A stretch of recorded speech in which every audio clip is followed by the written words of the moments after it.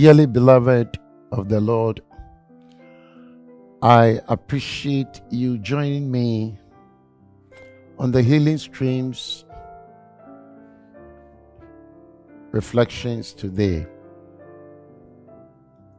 The title of today's post is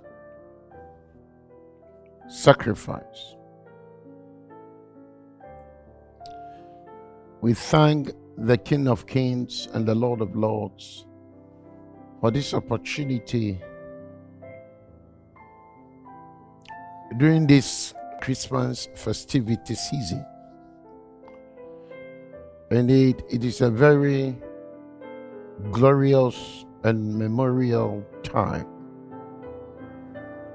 in which we celebrate the birthday of our Lord Jesus Christ.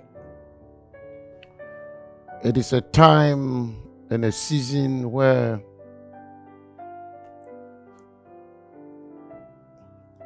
lots of people, including lovers, sacrifice all they had for the sake of their beloved joy at Christmas. And this reminds us of what the Magi did. In a sense, what the wise men did when they came all the way from the east and then spent such precious gifts to the one whom the Lord has given to us as gift to humanity, Jesus Christ, the baby Jesus.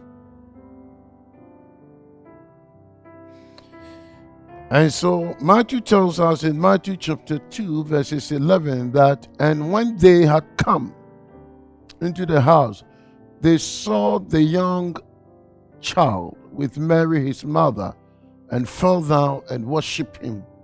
And when they had opened their treasures, they presented gifts to him, gold, frankincense, and then myrrh. The gift of the Magi has become a Christmas classic because it reveals the hearts of the Christmas story. In a sense, the sacrificial love. My dear brother, my dear sister, it is clear that during this time of Christmas, it seems to imply that people who give gifts to their loved ones, all who give gifts, in a sense, are wiser or the wisest. And of all who give and receive gifts, such as they are also wisest. And so the Magi or the wise men who gave the gifts are wisest. And then the one to whom the gift was given and received the gift is also wisest. Why? Because what we seem to discover is that love and sacrifice are synonymous. That the deeper the cost of giving, the deeper the experience of love and joy. The deeper the cost of living, the cost of giving, the deeper the experience of love and joy. Therefore, sacrifice, of course, is what the true Christmas story is all about. It is not so much about giving as it is about sacrificing. All sacrifice is given, but not all giving is sacrifice. Even if God had more than one son to give up for the sake of his sin-stained creation,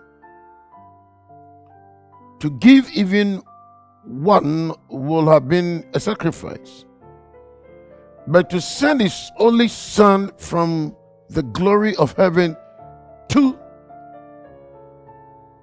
the grind of earth, knowing what will befall him while he was here, that's sacrifice.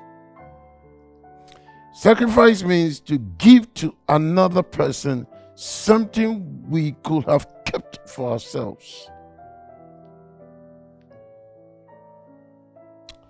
It means to choose. It means to deny. It means to love. It means to give and to find the deepest pleasure in another's joy.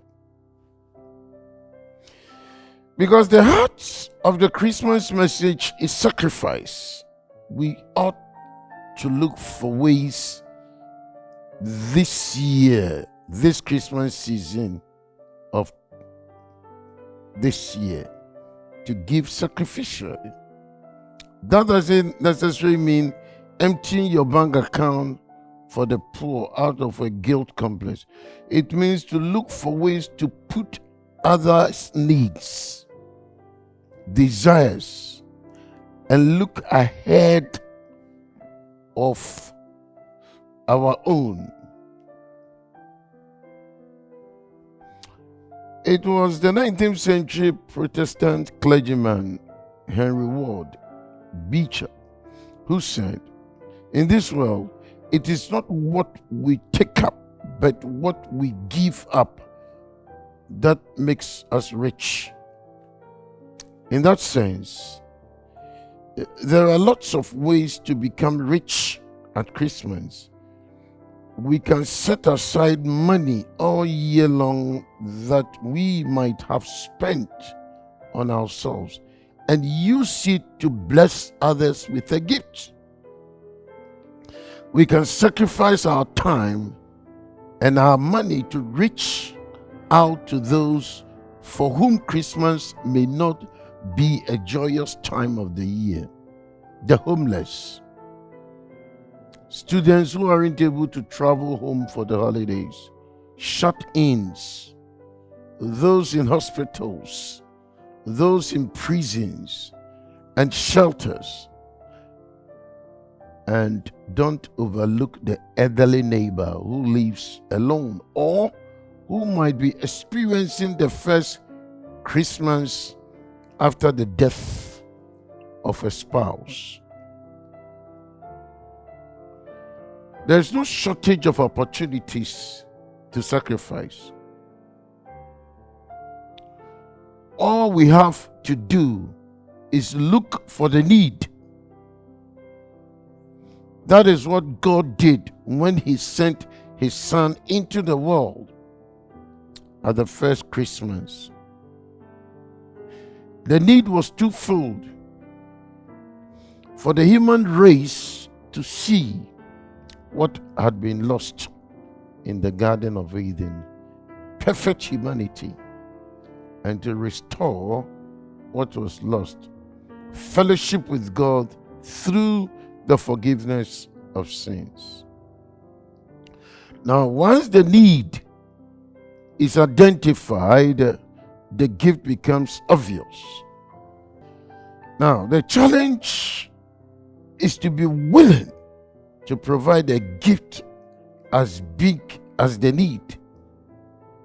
Sometimes the need is bigger than what we can comfortably give in terms of time or treasure.